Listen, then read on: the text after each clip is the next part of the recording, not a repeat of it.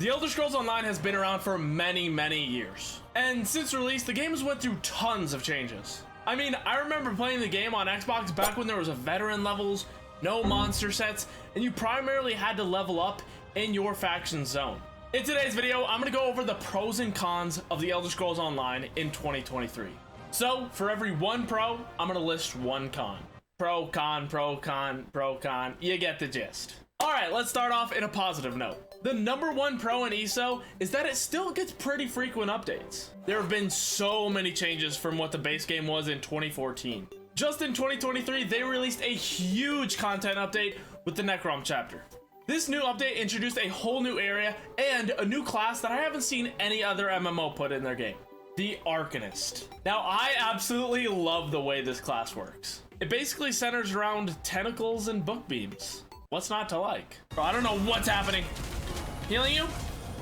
I'm beaming through the permafrost. Yeah, big beams, big beams! Oh my god, he did! However, with the positives also comes the negatives. Con number one, this game can get a little pricey. There are many ways ESO can siphon your funds. First off, you have to buy the game at a box cost of $20, which isn't too bad, unless you want to enjoy the full game, of course.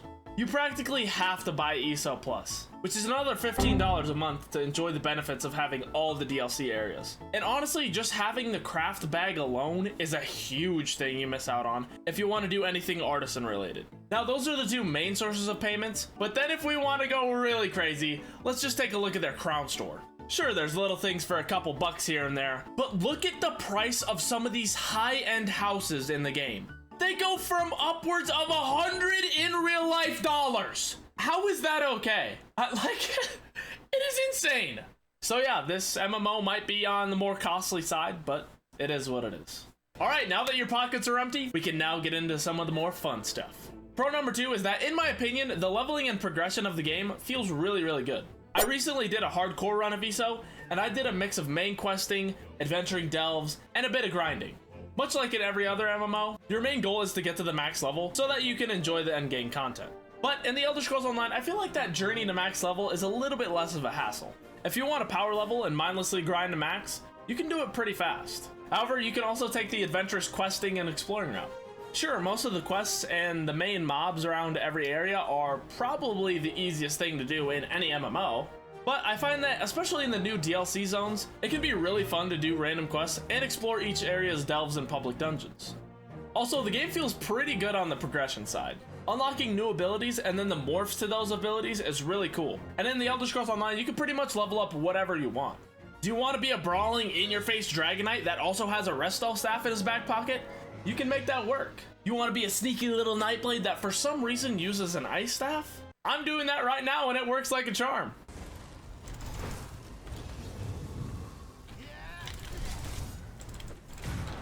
Oh my, that's 16K!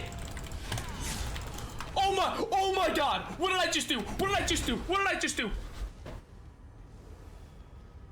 That's what I did. That's what I did to him. Oh my god. All right, enough of this positive fun having talk. Back to the cons. Now, this one isn't the biggest con, but if you really enjoy having a class identity, aka having a main healer or a main tank class, then the Elder Scrolls Online might not be for you. It's true that every class has different abilities, but I'd say 1/4 of these abilities work almost exactly how other class abilities work. For example, every class has a major armor buff ability of some sort. They all have tiny things that make them a little different from the abilities, but basically they're the same ability. In most cases, this usually goes for all of the buff abilities. I mean, to me, that's not that big of a deal, but here's where the real class identity problem lies. As you know, every class can use every weapon, and for the most part, a lot of people use the same weapon abilities for every class they play. Also, they did a hybridization change a while back where it blurred the lines even more between Magicka and stamina users. See, abilities that used to cost stamina scaled off stamina, and vice versa for Magicka. Now, it's just whatever pool of resources is higher that affects the abilities. On one hand, it's cool because now Magicka users can use physically damaging abilities like Dawnbreaker better. But on the other hand, the class identity line gets blurred even more because now everyone uses abilities like Vigor. Again, not that big of a deal to me, but if you're a hardcore lover of class identity in your games, then ESO might not be your thing. Alright, now on to pro number 3. In my opinion, the combat and specifically the PvP in this game is some of the best in the genre. The Elder Scrolls Online has mostly action-y combat system that I think works really well for PvP. There's a decent amount of skill gap, but it's not too insanely high like BDO or New World Musket and Bow gameplay. There are 3 PvP modes in ESO. Cyrodiil, their open world castle sieging mode, Imperial City, which is their PvX mode where you fight mobs and players for your unique Telvar currency, and my favorite, Battlegrounds. A 4v4 arena type mode where you can just fight it out in a TDM or objective based mode. Another cool thing about PvP is there are so many ways to build your character.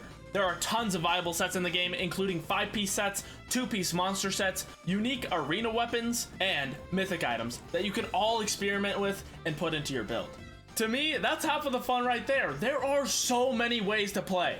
Alright, now for the last bit of the video, I'm going to quickly compile a list of smaller pros and cons. Alright, first con. Like many other MMOs, it is slowly losing its player base. The recent updates have really helped that, but the game is still losing players. However, ESO has a mega server system, so population density per server isn't really a problem. Although I think PvP is amazing in ESO, it is struggling player base wise. Queue times for BGs are getting longer and longer, and I see the same names all the time. Another pro is they have amazing group dungeons, especially some of the DLC ones. Some of them have really cool storylines and very fun boss mechanics. Another con is that there's pretty much a gambling system built in with crown crates. Not the biggest fan of that one. And the final pro of the Elder Scrolls Online. The best up and coming MMO streamer plays it. Nah, but for real, hope you guys enjoyed this video. Let me know some of your pros and cons down below in the comments. Also, if you enjoyed the video, please leave it a like and subscribe to the channel for future videos. Alright, we'll see you in the next one. Peace!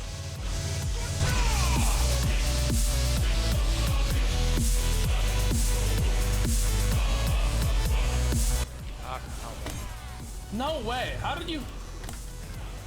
Okay, I'm gonna just go fuck myself real quick!